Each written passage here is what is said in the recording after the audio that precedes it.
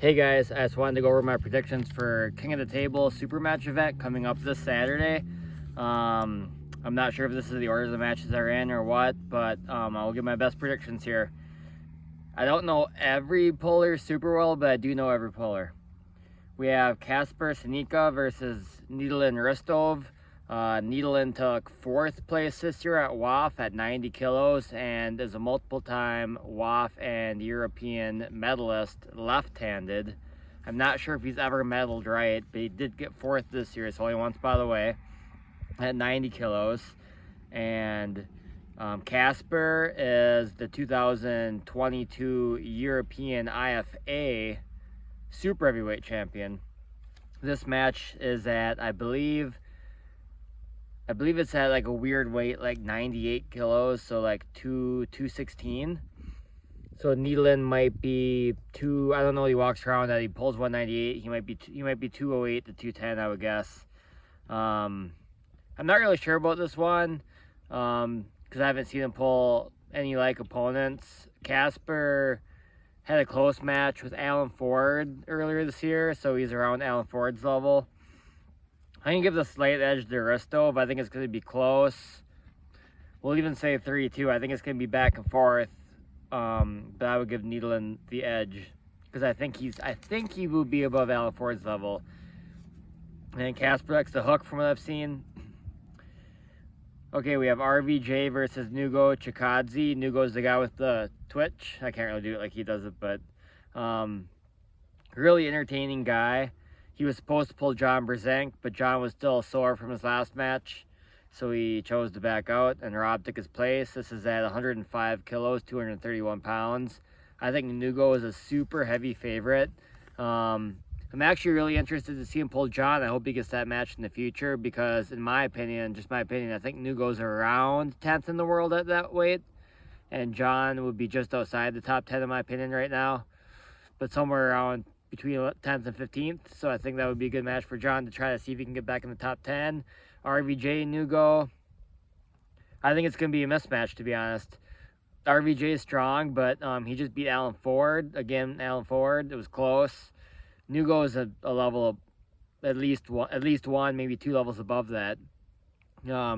He smoked Krasimir last year at the European Championships, and he was this close to beating Petro Merit.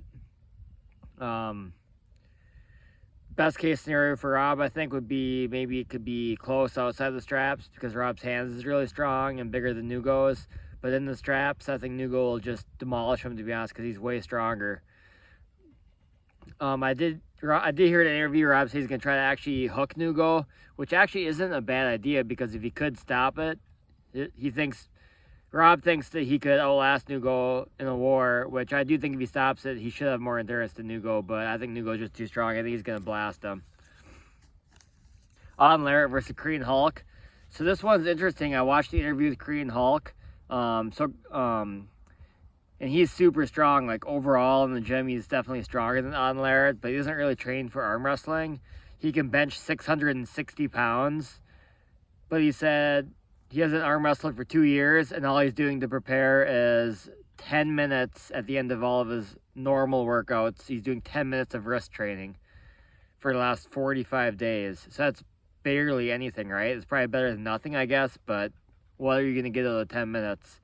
I guess he's not going to overtrain his arm wrestling specific muscles anyway, but it's a really interesting match to me because it's like, what matters more? Just like brute strength. Arm wrestling is a strength sport. I will say that time and time again. But how much does raw, non-arm wrestling specific brute strength translate over versus, arm wrestling specific? Obviously, Korean Hulk's way stronger than Auden, and he did. People say he gave Michael Todd a hard match back in 2016, and Hulk says he's stronger now, by the way.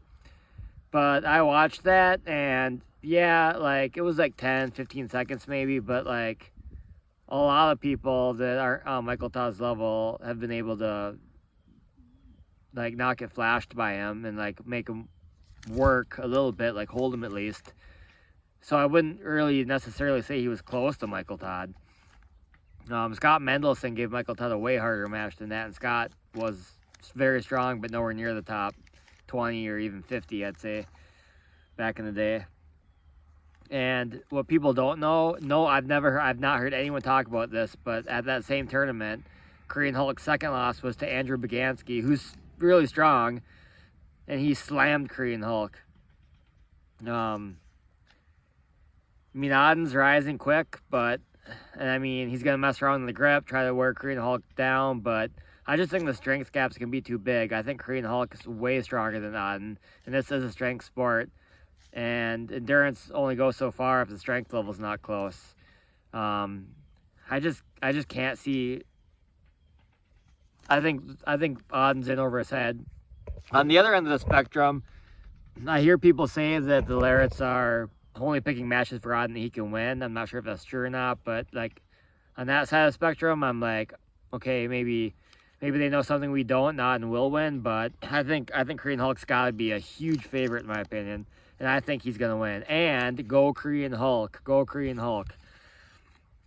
All right, we have Camille versus Corey West, left-handed. This is one of the matches I'm actually most excited to see. I see a lot of people saying Camille's going to smoke him, but I think style-wise, Corey actually has a good style for him because Camille's all press, and the way to beat the press is a hook, and Corey's mostly hook. He's really strong, and he's actually pretty quick, too, for a super heavyweight. I kind of hemmed and hawed about this one, but I think Camille's got to be the favorite just because I think it could be a war, and if it's a war, Camille will have more endurance. I could actually see the matches going pretty quick either way, too. Whoever gets positioned first. I'm going to go Camille 5-1. I think Corey is really strong. He's going to be in it more than a lot of people are expecting, but in the end, I think Camille is probably just a little bit too much. So I think it'll be close, but I think Camille will have the edge. He's probably a little quicker, probably a little stronger, and he has more endurance. Then we have Devin versus Leonidas, left-handed. No one's picking Leonidas. I'm not either. I think it will be kind of close, but not like really close, like the first match. Like, Devin won't be able to pin him right away, but also I think he'll draw it out longer than it needs to be, probably. But like after the first round, I think it'll be pretty easy for Devin. That being said, Leonidas' endurance is actually really good too, so I think Leonidas will kind of make him work for it, or at least it'll look close, but I think Devin, I can't see a scenario where Devin loses. But go Leonidas. Then we have probably the match I'm most excited for at this point in time, Sergey Kalinachenko versus Georgi Svetkov. I'm really glad this match is happening because I really think Kalinachenko deserves a match with a top 10 guy, and he's finally getting it. He's been looking really good, beating everyone they put at him. Although he did barely beat Matt Mask, it was this close to going in Matt Mask's favor, and Matt Mask sucks. Just look at the YouTube comments. He doesn't actually, but YouTube commenters don't make any sense. But I just think Georgie's going to be too much, probably. I think he has a stronger hand, and Kalinachenko does have a good flop wrist press, too, so if he stops the match, which I do think it's going to be a stopped match, if he stops him without his wrist, which I think he will, because a lot of people stop Georgie, even after Georgie takes their hand, because Georgie doesn't have the finishing power. I think Sergey can be in there, and they both have good endurance. I know Jerry struggled to pin Georgie once with the flop wrist press, and I can't imagine Sergey's flop wrist press is as strong as Jerry's. But I definitely think Sergey's going to make it a war. I like both guys. I'm cheering for Kalinachenko probably if I had to cheer for one, just because I think he's really exciting. He brings good energy to the table. Georgie does too, though. He's very funny and very good-natured guy. I think Georgie's the favorite, but it's going to be a war. I'd even say a sweep, but like not an easy sweep. Like it's going to be longer matches. And then the last match is to be determined. I think it's either going to be Devin or Camille versus Morozov on the right. And I hope it's Devin because I think that will be the closer match. Nothing against Camille, he's super strong, but I think that if he pulls Morozov right-handed, he's getting waxed. Just For one thing, I think Morozov's a level above him. And for another thing, I think style-wise, the way to beat the Flopper's press is with a strong hook, and that's Morozov. So, and if it comes down to a war, they both have good endurance. So, if anything, I'd say Morozov probably has better endurance. And Camille's not flashing him, so.